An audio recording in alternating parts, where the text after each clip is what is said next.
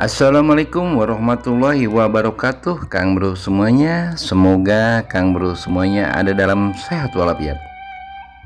Kali ini saya mengajak Anda untuk melihat perbedaan tanam seperti tempo dulu atau seperti zaman dulu dan hasil tanam zaman sekarang, yaitu berarti sudah modern. Nah, beda perbedaannya adalah kalau orang-orang dulu kebanyakan terutama di daerah dataran tinggi itu jarang pucuk daripada pembibitan itu, dari benih itu tidak dipotong, Kang Bro. Nah, beda dengan orang-orang sekarang, kebanyakannya dipotong, terutama yang sudah modern, karena mereka itu kebanyakan benihnya sampai lebih daripada 20 hari ditanamkannya.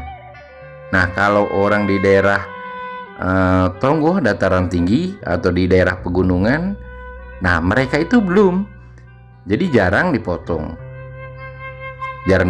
pucuknya, dan mereka itu masih alami.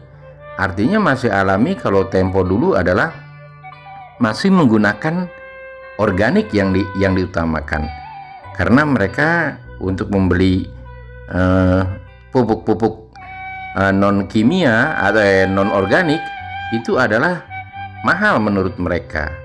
Artinya seperti itu. Tapi nanti bisa diperlihatkan perbedaannya.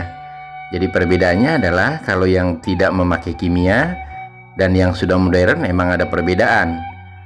Mungkin kalau di saat zaman tempo dulu adalah kurang daripada produksinya, beda dengan organik yang sekarang. Tapi kalau yang modern yang sekarang ini kan sudah banyak campuran-campuran yang lain, jadi hasilnya juga ada sedikit perbedaan, bahkan lebih banyak, lebih menguntungkan daripada yang modern sekarang ini, Kang Bro.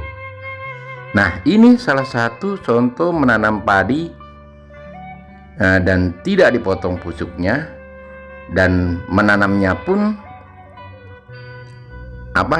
jajaran tanamnya itu masih sangat kerap sekali. Artinya antara 20, itu paling tinggi 25. Nah, ini perkirakan adalah 20 kalau menurut saya. Nah, ini udah jelas perbedaan. Kalau di zaman yang sekarang modern itu antara minimal 25 cm jajarannya atau garisnya itu atau caplakannya, dan maksimal adalah 30 atau 35. Itu kebanyakan caplakan atau guratan atau jajaran seperti itu ukurannya. Pencabutan benih untuk ditanamkan kebanyakan orang-orang sekarang adalah dipotong pucuknya, padahal itu banyak manfaatnya. Selain juga mempercepat pertumbuhan dan tahan terhadap penyakit, karena di pucuknya itu adalah mengandung hormon yang sangat luar biasa, Kang Bro. Tapi kebanyakan kita tidak menyadari, dengan alasan terlalu panjang, dengan alasan bermacam-macam. Padahal di dalam pucuk padi itu sendiri adalah mengandung hormon.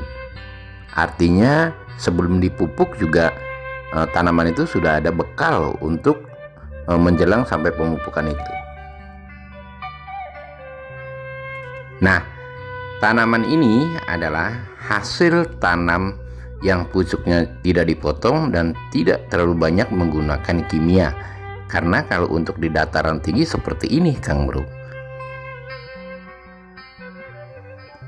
walaupun pengolahannya terutama di bidang pemupukan dan pengendalian hama tanaman, mereka itu masih menggunakan dengan organik, karena mereka seefektif mungkin masalah biaya itu, jadi mereka berasumsi untuk bercampur dengan organik, jadi supaya irit menurut mereka, Kang Bro. Tapi pas saya lihat padinya tidak sia-sia seperti inilah. Jadi ini udah kelihatannya menurut saya udah bernas, udah cukup lumayan, Kang Bro.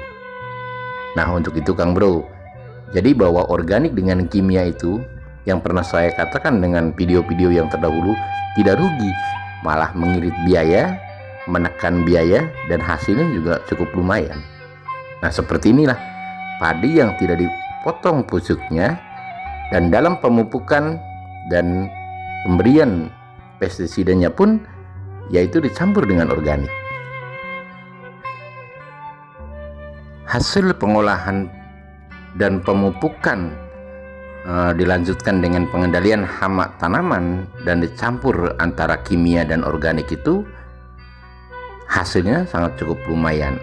Yang pertama adalah rendemen. Rendemen andai kata dari basah ke kering tidak terlalu jauh beda dengan pure kimia. Yang kedua, dari mulai bulir padi atau gabah disebutnya sampai menjadi beras, rendemennya juga tidak terlalu jauh. Umpamanya dihitung dalam per kuintal. Kalau dengan organik dalam per kuintal adalah minimal 55 sampai 65. Nah, dari rendemen hasil berasnya saja sudah ada perbedaan, Kang Bro.